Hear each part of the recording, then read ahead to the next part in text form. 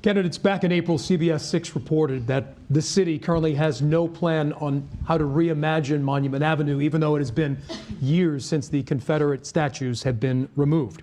We've spoken with several neighbors that say this is unacceptable. A liaison from a council member who represents this area told us that there's really not going to be any movement until a new mayor and new governor are elected. So if you are elected mayor, what's your plan for this famous street? Ms. Mosby? So when the statues were taken down, there was a committee. There were civic associations, a committee that came together so that we could begin to reimagine what this would look like. And so I believe that we need to go back to that moment in time. It is not okay for us to just pull them down and then have no plan. And so, but in doing so, we need to do it so that it is community oriented, that it is community focused, that we sit down together as government, as people, and we make a determination on what we're going to do with Monument Avenue. What will that look like for our future going forward? And what will we do with the statues that were taken down? Because again, something needs to happen productive for them as well. Mr. Addison. Well, I sat in this room about this before we took down the monuments, being told what we should do for imagining Monument Avenue. Here we are now with a blank canvas. What are we going to do? And I think the question before our next administration, and as me as mayor, will be one about community organizing around a conversation on what this needs to be.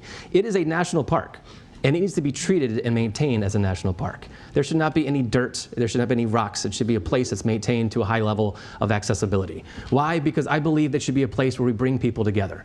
We should look at opportunities to think about new statues and public artwork. We could think about ways to bring Richmond together around one of our strongest assets. We have so many creative people all across the city that are making public art every day, making sculptures and wall murals. Let's make Monument Avenue a place where people can celebrate the work we have as a community, and more importantly, want to stay and hang out. Bring a little bit of a picnic lunch, hang out with your friends and family, and make it a place you want to sit and relax and enjoy.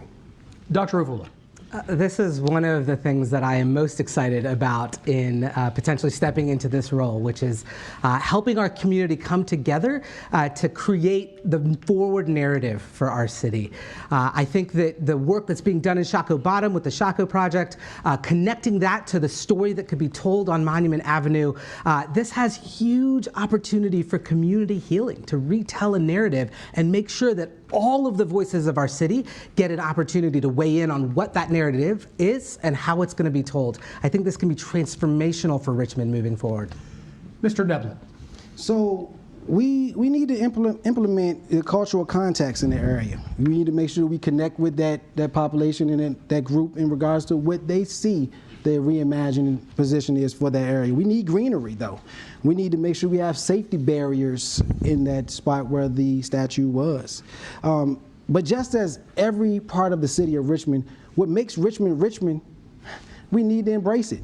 You know, we wouldn't be at this standpoint if we hadn't gone through those historical facts that we went through during that time. So I want to also bring up the same thing in regards to the Richmond Community Hospital.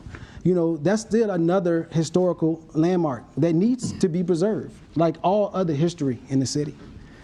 Mr. O'Day. I agree with Maurice's comments about the community hospital, number one. Number two, as someone who has rented on Monument Avenue for years, you know, this is not a simple issue, and things about that intersect our city and our neighborhoods really have to have a conversation that starts with people who live in the neighborhoods every single day and hearing those people's voices.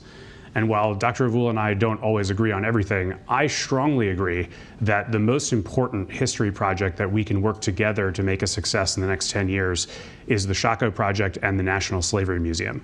We have an opportunity to put Richmond on a trajectory where we tell the real history of the Commonwealth and everyone's stories are included.